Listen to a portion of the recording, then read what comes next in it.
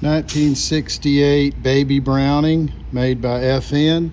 It holds 6+1 25 auto, and we're going to shoot it for the first time. It's never been fired.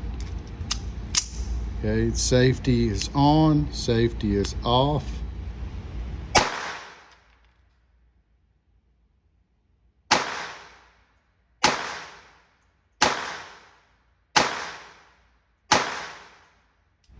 I would say that little gun shoots like a dream.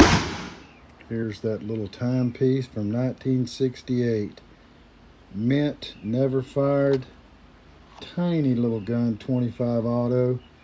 Original box of ammo, bought with it, unfired, $4 and something. This was bought many years later by the owner, $12 for that box. And I fired the first 6 rounds ever.